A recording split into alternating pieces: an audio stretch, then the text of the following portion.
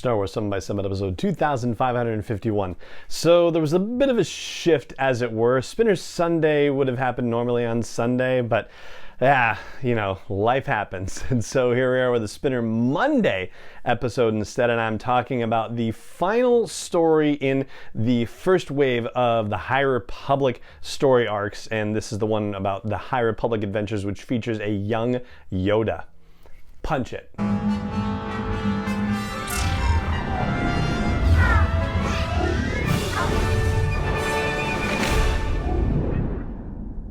Hey Rebel Rouser, I'm Alan Voivod and this is Star Wars 7x7, your daily dose of Star Wars joy, and thank you so much for joining me for it. So the High Republic Adventures is the comic that is, in theory, targeted at younger audiences and comes out from a company called IDW.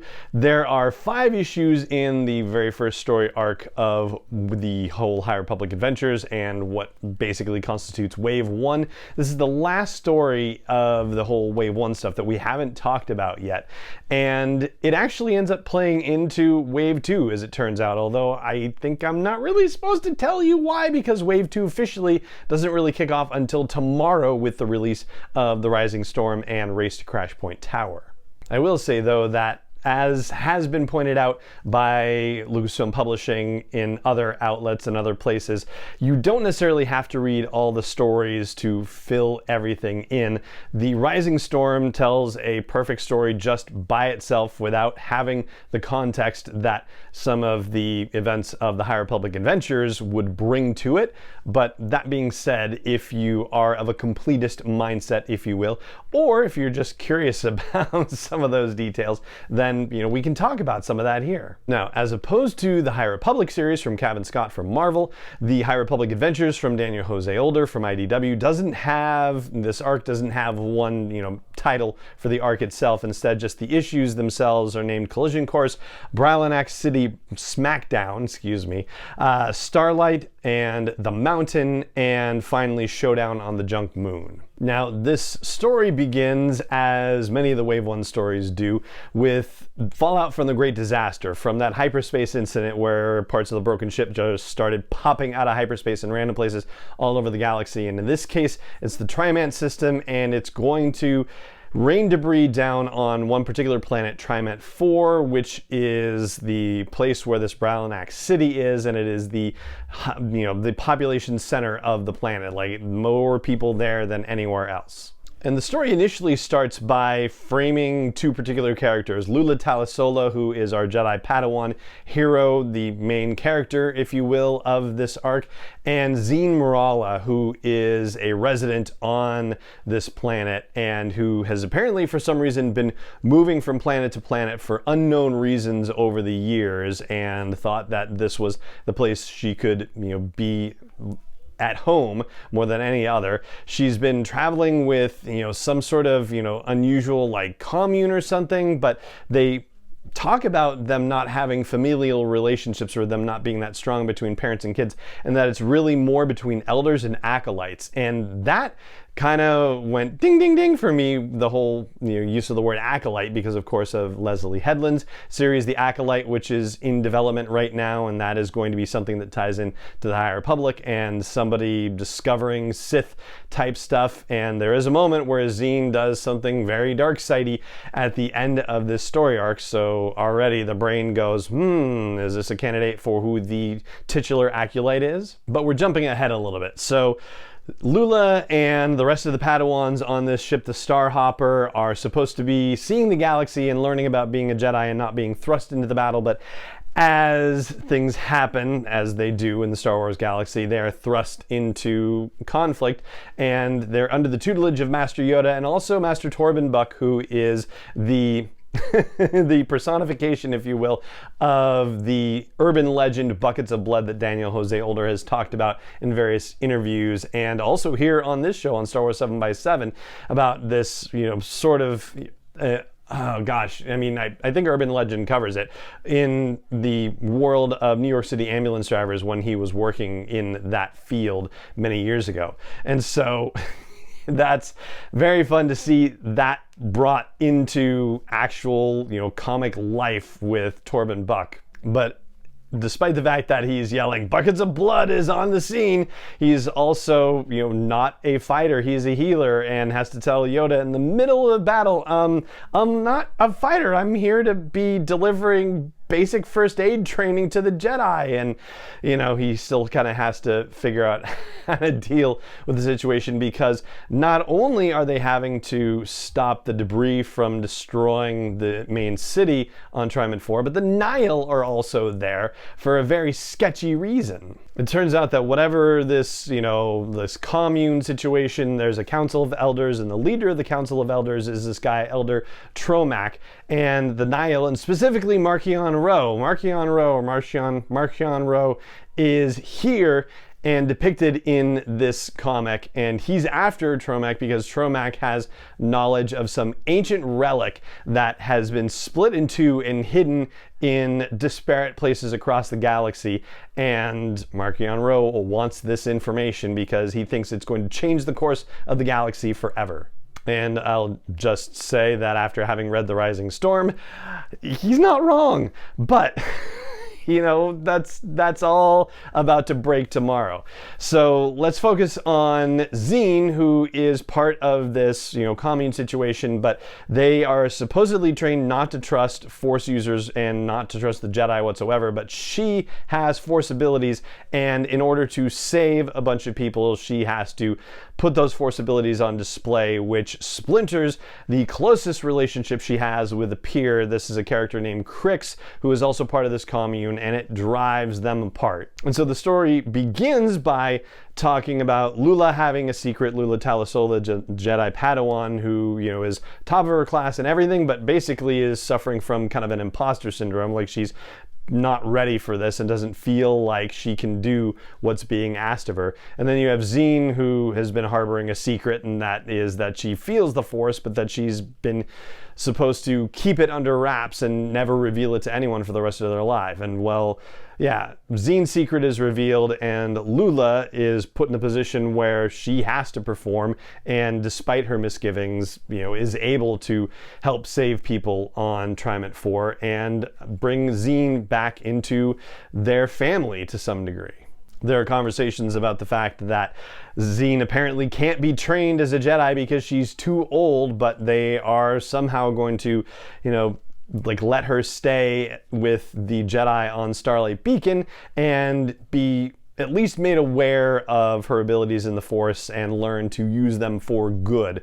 I guess she's not allowed to be a Jedi, but they can give her some sort of training to help her, master her skills at some level and also keep her on the light side of the Force at least, and be an unaffiliated light side Force user, if you will. But from the initial two issues, which have to do with the events on Triment 4 and the Nihil then escaping, having taken this Elder Tromac with them, and also Crix, actually, they grab Crix as well because Crix apparently is somehow an assistant to the Elder.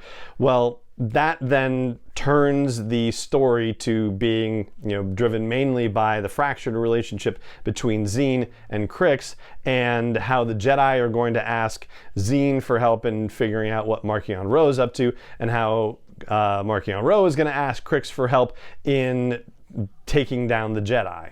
And the story takes a couple of twists and turns, and Daniel Jose Older gets to bring his monster love in with a battle amongst an arena full of boggarants, which are these, enormous sort of, dinosaur-looking like things that leave slime trails when they're hungry, and they have 4 eyes and just heads with sort of undifferentiated features and are really terrible. And then something else called a Savrip, which happens in the showdown on the Junk Moon. The Junk Moon is a planet, or a moon, called Quantzi, Quantxi, fingers crossed on the pronunciation, which is a moon of Ord Mantell. So we're back on Ord Mantell again, which is just fascinating to see how often this planet is coming up in Star Wars storytelling these days. And the story basically ends with, the Jedi and the Nihil not destroying each other, surprise, surprise. And, it's certainly through no lack of effort by Crix, who does play along with the Nihil's plan, and Zine, who, does not really play along with the Jedi's plan, but unwittingly leads the Jedi to where the Nihil are, and so ultimately creates an opportunity for the Jedi to get to the Nihil and Marchion Ro, which ultimately doesn't pan out. The thing that kind of seemed a little odd to me was that the Nihil kidnapped this Elder Tromac guy to get information about this ancient relic that they split in two and hid all over Heckingon. And ultimately, Tromac says, I can't give you that information. We're only supposed to pass it on to, the next person who leads the Council of Elders. And Marchion Ro says, all right, off to the Bogaranth, battle arena with you. And while both he and this kid Crix are being marched to the battle arena, Crix says, maybe you should tell me where the thing is, so that way if you die, then the information doesn't die away. And Tromac goes, yeah, that's probably a good idea. So here's where you find this piece. And I'm like, that was easy for somebody who's supposed to be keeping this a secret. There was no persuasion whatsoever other than, maybe a second person should know. And then later on in the series, Tromac is like, yeah, I've told too many people this already, but hey, Yoda, because somehow Tromac actually survives everything that happens. I'll tell you, but I'm going to take you there, and you have to agree to leave tracking and comm links and, not have anything with you for it. And so, Yoda's like, yeah, why would I do that? And the guy says, well, we actually have met before many, many years ago on a planet called Dalna. And Yoda goes, Dalna? Oh, that's interesting. All right, I'll consider it. And then at the end of the story arc, we're left with a cliffhanger where Yoda and this Tromac guy are going to the planet where one of the pieces of this ancient relic is supposedly hidden, and as they arrive in the system, there are mines in orbit, and their ship is hit by the mines, and so there's an explosion. We don't know what's happened to Yoda. The rest of the Jedi and the Padawans don't know what's happened with Yoda or where he is. All he's left them is a note saying, hey, I gotta go do this. I'll be back eventually. And so they're like, okay, well, whatever. Meanwhile, Marchion Ro is already down on the planet with Crix and gets this missing piece that he's looking for, and that does not bode well for anyone whatsoever. And something that made a minor stir on social media not too long ago is the fact that Marchion Ro actually, starts to treat Crix like he could be, somebody who is valuable to the Nihil someday, and gives him an old helmet, but in the process takes off his own helmet. And so we actually get our first look at what Marchion Ro's face actually looks like underneath the mask, underneath the helmet. And I will say it's not remarkable in the sense that it's humanoid in feature, but it doesn't really tell us anything about his origins. So yeah, it's not marked or otherwise have any features that are unusual or identifying in any particular fashion.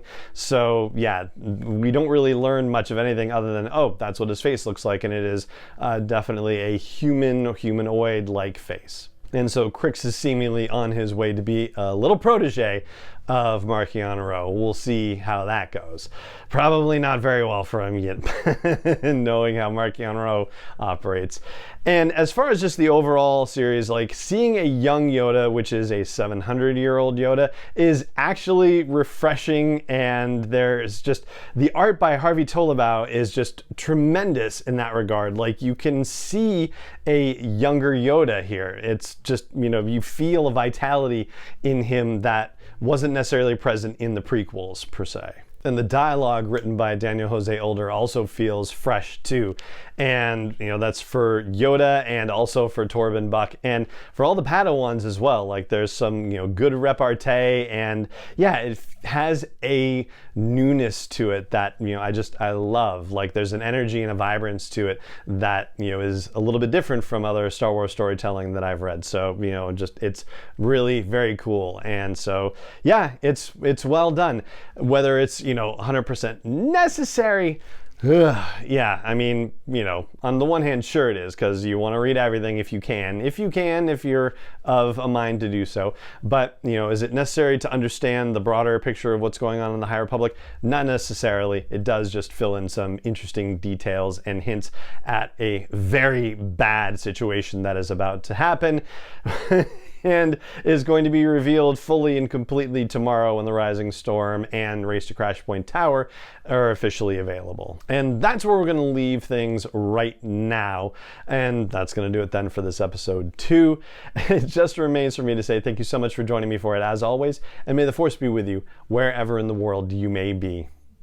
7 is not endorsed or sponsored yet by Lucasfilm Limited, Disney, or 20th Century Fox, and is intended for entertainment and information purposes only. Star Wars, the Star Wars logo, all names and pictures of Star Wars characters, vehicles, and any other Star Wars related items are registered trademarks and/or copyrights of Lucasfilm Limited, or their respective trademark and copyright holders. May the Force be with them. All original content is copyright 2021 by Star Wars 7x7. We hope you love it.